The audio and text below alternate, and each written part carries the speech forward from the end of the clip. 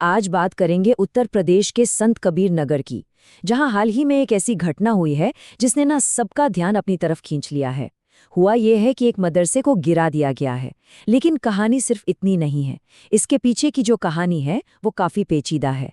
तो चलिए आज इसी पूरे मामले को परत दर परत समझते हैं। तो हुआ ये कि प्रशासन का बुलडोजर चला एक मदरसे पर। लेकिन बात सिर्फ अवैध निर्माण की नहीं है जैसा कि बताया जा रहा है।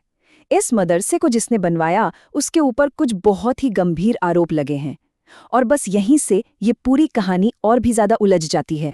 तो अब सवाल उठता है कि इस पूरी कहानी के सेंटर में कौन है। वो एक शख्स हैं, मौलाना शमशुल हुदा। तो आखिर कौन है ये साहब, और इस पूरे विवाद में इनका नाम कैसे आया, चलिए जानते हैं। देखिए, मौलाना हुदा की कहानी ना काफी दिलचस्प है। शुरुआत में वो आजमगढ़ के एक मदरसे में एक आम टीचर थे। फिर साल आता है 2007 जब वो ब्रिटिश नागरिक बन जाते हैं, और आज वो इस गिराए गए मदरसे के संस्थापक के तौर पर सामने आए हैं। तो एक टीचर से ब्रिटिश नागरिक और फिर एक विवादित मदरसे के संस्थापक तक का यह सफर, जाहिर है इसने अधिकारियों का ध्यान तो खींचा ही। लेकिन ये कहानी सिर्फ नागरिकता बदलने तक ही नहीं रुकी। अरे नहीं, जांच एजेंसियों के हाथ कुछ ऐसा लगा है जिसने इस पूरे मामले को एक नया ही मोड़ दे दिया है। और ये मोड़ सीधा पैसों से जुड़ा है। जी हाँ, करोड़ों रुपयों से। तो जब प्रवर्तन निदेशालय यानी कि ईडी ने अपनी जांच शुरू की तो एक बहुत बड़ी बात सामने आई। पता चला कि करोड़ों रुपए की विदेशी फंडिंग हुई है, वो भी संदिग्ध तरीके से। अब सबसे बड़ा सवाल यही था कि भाई इतना पैसा आखिर आ कहां से रहा था। तो मौलाना पर दो मेन इल्जाम लगे। पहला, जैसा मैंने बताया, संदिग्ध विदेशी फंडिंग का, और दूसरा देश विरोधी गतिविधियों में शामिल होने का।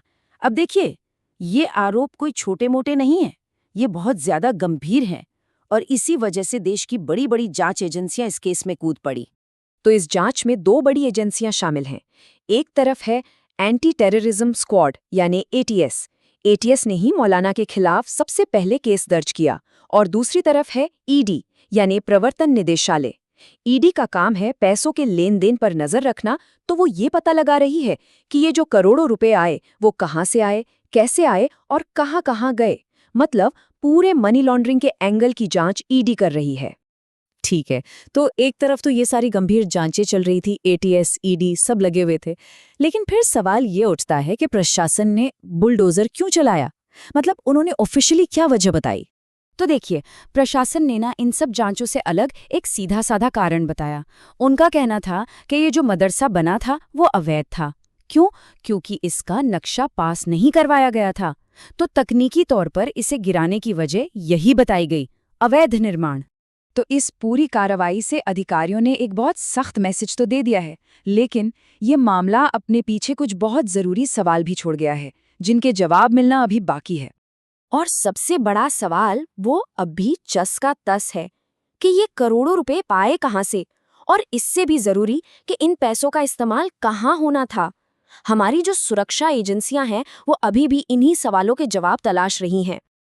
खैर, जो भी हो, इस कार्रवाई से प्रशासन ने एक बात तो बिल्कुल साफ कर दी है। संदेश एकदम क्लियर है, अवैध निर्माण और किसी भी तरह की संदिग्ध गतिविधि को बिल्कुल भी बर्दाश्त नहीं किया जाएगा। तो अब जब इस मामले की धूल धीरे धीरे बैठ रही है, इलाके में थोड़ा तनाव का माहौल है और अधिकारी भी पूरी तरह से अलर्ट पर हैं। ये पूरी घटनाएं ये दिखाती है कि कैसे कभी कभी एक प्रशासनिक कार्यवाही एक बहुत बड़ी राष्ट्रीय सुरक्षा की जांच से जुड़ जाती है, और ये हमें सोचने पर भी मजबूर करती है कि न्याय और कानून के बीच की जो लकीर है वो कभी कभी कितनी धुंधली हो सकती है।